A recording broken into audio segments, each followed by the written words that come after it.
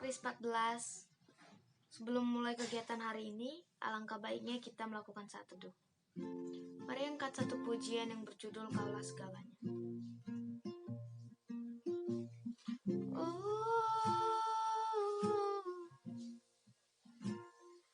Kau Bapa yang mengasihiku, kuasa-Mu memulihkanku, hati yang baru Kau berikan untukku dapat melihat rencana-Mu indah bagiku. Kau ada di setiap jalanku, hatiku haus dan lapar akan Engkau. Kaulah segalanya di dalam hidupku. Kerajaan-Mu, kebenaran-Mu, itu bagianku. Kaulah yang kupandang selama hidupku, mengasihi-Mu, memuliakan-Mu, Bapa dan Rajaku.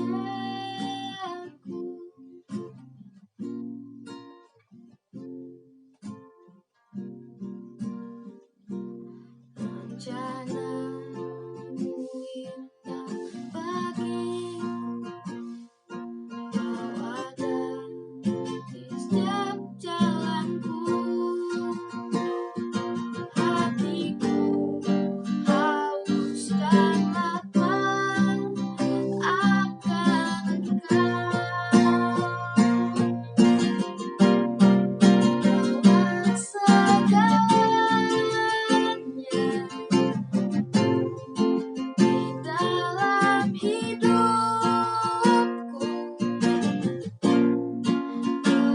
Kerajaan-Mu, kebenaran-Mu, itu bagianku.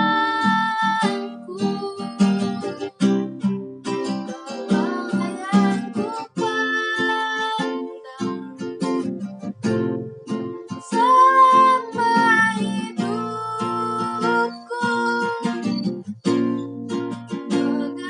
mengasihi-Mu, memuliakan-Mu, Bapa dan Rajaku.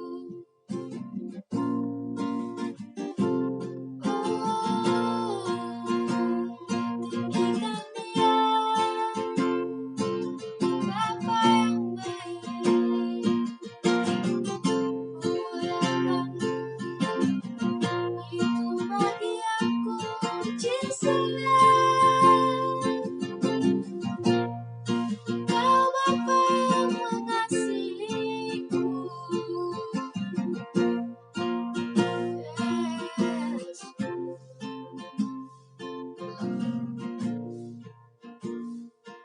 Thank you Lord, thank you Lord.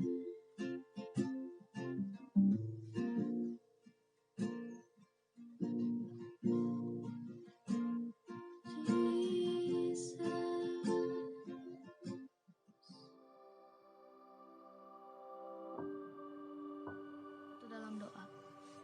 Bapa yang baik, terima kasih untuk pagi yang telah Engkau berikan hari ini. Kami masih boleh bangun dan bernafas, memiliki berkat dan kekuatan yang baru Bapa. Sebentar kami anak-anak-Mu ingin melakukan saat teduh. Tuhan tolong sertai kami dari pagi ini sampai malam nanti Tuhan. Sertai kami, bimbing kami Tuhan, agar semua yang kami lakukan bisa berkenan di mata-Mu. Bapa, sebentar kami akan membaca firman-Mu Tuhan. Tuhan berkati agar semua yang kami baca nanti bisa kami mengerti. Bapa, biarlah firman yang telah kami baca bisa kami lakukan dalam kegiatan kami sehari-hari dan menjadi berkat bagi orang lain. Terima kasih Tuhan Yesus yang baik, dalam namamu kami berdoa dan mengucap syukur. Amin. Firman Tuhan kali ini diambil dari Lukas 14. Lagi penyembuhan pada hari Sabat. Pada suatu hari Sabat, Yesus datang ke rumah salah seorang pemimpin dari orang-orang Farisi untuk makan di situ. Semua yang hadir mengamat-amati dia dengan seksama. Tiba-tiba datanglah seorang yang sakit busung air berdiri di hadapannya. Lalu Yesus berkata kepada ahli-ahli Taurat dan orang-orang Farisi itu, katanya, diperbolehkankah menyembuhkan orang pada hari Sabat atau tidak? Mereka itu diam semuanya. Lalu ia memegang tangan orang yang sakit itu dan menyembuhkannya dan menyuruhnya pergi. Kemudian ia berkata kepada mereka, siapakah di antara kamu yang tidak segera menarik keluar anaknya atau lembunya kalau terperosok ke dalam sebuah sumur, meskipun pada hari Sabat? Mereka tidak sanggup membantahnya. Tempat yang paling utama dan yang paling rendah. Karena Yesus melihat bahwa tamu-tamu berusaha menduduki tempat-tempat kehormatan, ia mengatakan perumpamaan ini kepada mereka. Kalau seorang mengundang engkau ke pesta perkawinan, janganlah duduk di tempat kehormatan, sebab mungkin orang itu telah mengundang seorang yang lebih terhormat daripadamu. Supaya orang itu yang mengundang engkau dan dia jangan datang dan berkata kepadamu, berilah tempat ini kepada orang itu, lalu engkau dengan malu harus pergi duduk di tempat yang paling rendah. Tetapi apabila engkau diundang, pergilah duduk di tempat yang paling rendah. Mungkin tuan rumah akan datang dan berkata kepadamu, sahabat, silahkan duduk di depan. Dan dengan demikian, engkau akan menerima hormat di depan mata semua tamu yang lain. Sebab barang siapa meninggikan diri, ia akan direndahkan. Dan barang siapa merendahkan diri, ia akan ditinggikan. Siapa yang harus diundang? Dan Yesus berkata juga kepada orang yang mengundang dia, apabila engkau mengadakan perjamuan siang atau perjamuan malam, janganlah engkau mengundang sahabat-sahabatmu atau saudara-saudaramu atau kaum keluargamu atau tetangga-tetanggamu yang kaya. Karena mereka akan membalasnya dengan mengundang engkau pula, dan dengan demikian engkau mendapat balasannya. Tetapi apabila engkau mengadakan perjamuan, undanglah orang-orang miskin, orang-orang cacat, orang-orang lumpuh, dan orang-orang buta. Dan engkau akan berbahagia, karena mereka tidak mempunyai apa-apa untuk membalasnya kepadamu, sebab engkau akan mendapat balasannya pada hari kebangkitan orang-orang benar. Perumpamaan tentang orang-orang yang berdalih. Mendengar itu, berkatalah seorang dari tamu-tamu itu kepada Yesus, berbahagialah orang-orang yang akan dijamu dalam kerajaan Allah. Tetapi Yesus berkata kepadanya, ada seorang mengadakan perjamuan besar dan ia mengundang banyak orang. Menjelang perjamuan itu dimulai, ia menyuruh hambanya mengatakan kepada para undangan, marilah, sebab segala sesuatu sudah siap. Tetapi mereka bersama-sama meminta maaf. Yang pertama berkata kepadanya, aku telah membeli ladang dan aku harus pergi melihatnya. Aku minta dimaafkan. Yang lain berkata, aku telah membeli 5 pasang lembu kebiri dan aku harus pergi mencobanya. Aku minta dimaafkan.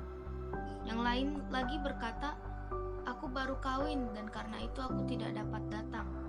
Maka kembalilah hamba itu dan menyampaikan semuanya itu kepada tuannya.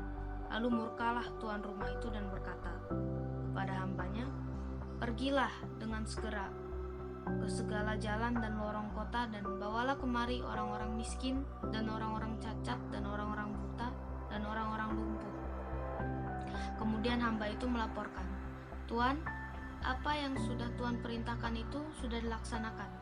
Tetapi sekalipun demikian masih ada tempat. Lalu kata Tuan itu kepada hambanya, pergilah ke semua jalan dan lintasan dan paksalah orang-orang yang ada di situ masuk, karena rumahku harus penuh. Sebab aku berkata kepadamu, tidak ada seorang pun dari orang-orang yang telah diundang itu akan menikmati jamuanku. Segala sesuatu harus dilepaskan untuk mengikut Yesus. Pada suatu kali, banyak orang berduyun-duyun mengikuti Yesus dalam perjalanannya. Sambil berpaling, ia berkata kepada mereka, "Jikalau seorang datang kepadaku dan ia tidak membenci bapaknya, ibunya, istrinya, anak-anaknya, saudara-saudaranya, laki-laki ataupun perempuan, bahkan nyawanya sendiri, ia tidak dapat menjadi muridku. Barang siapa tidak memikul salibnya dan mengikut aku, ia tidak dapat menjadi muridku. Sebab siapakah di antara kamu yang kalau mau mendirikan sebuah menara, tidak duduk dahulu membuat anggaran biayanya? Kalau cukup uangnya untuk menyelesaikan pekerjaan itu, supaya jikalau ia sudah meletakkan dasarnya dan tidak dapat menyelesaikannya, jangan-jangan semua orang yang melihatnya mengejek dia." Sambil berkata, orang itu mulai mendirikan, tetapi ia tidak sanggup menyelesaikannya. Atau raja manakah yang kalau mau pergi berperang melawan raja lain, tidak duduk dahulu untuk mempertimbangkan apakah dengan 10.000 orang ia sanggup melawan yang mendatanginya dengan 20.000 orang? Jikalau tidak, ia akan mengirim utusan selama musuh itu masih jauh untuk menanyakan syarat-syarat perdamaian. Demikian pula lah tiap-tiap orang di antara kamu yang tidak melepaskan dirinya dari segala miliknya tidak dapat menjadi muridku. Garam memang baik, tetapi jika garam juga menjadi tawar, dengan apakah ia diasinkan? Tidak ada lagi gunanya, baik untuk ladang maupun untuk pupuk, dan orang membuangnya saja. Siapa mempunyai telinga untuk mendengar, hendaklah ia mendengar. Tema yang dapat kita ambil pada hari ini yaitu Tuhan mengingatkan bahwa hal terpenting dalam hidup adalah relasi dengan Tuhan. Jangan sampai kegiatan kita menghalangi relasi kita dengan Tuhan. Bahkan kegiatan belajar jarak jauh ini jangan menjadi alasan untuk kita menyalahkan diri atau menyalahkan Tuhan. Tak ada ruang bagi kita untuk melupakan Tuhan karena kita tercipta untuk berelasi kekal dengannya. Kita satu dalam doa. Bapa yang baik, terima kasih untuk firman yang telah Engkau berikan pada pagi hari ini. Engkau mengingatkan kami untuk tetap berelasi dan berhubungan dengan Engkau, walaupun keadaannya sedang jarak jauh seperti ini Tuhan. Karena jarak bukanlah alasan untuk kami untuk tidak tetap berhubungan dengan Engkau. Bapak, sebentar kami akan menjalani kegiatan kami masing-masing. Tuhan terus bimbing dan sertai kami selalu ya Bapak. Terima kasih Tuhan Yesus Kristus yang baik. Dalam namamu kami berdoa dan mengucap syukur. Amin.